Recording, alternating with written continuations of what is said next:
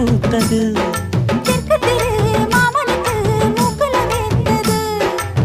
காலை வரையில் வாசமடிக்க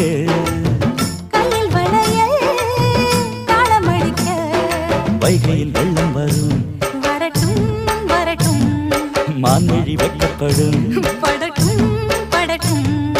வாடி ராசாத்தி தென்மதுர மல்லிகைப்பூ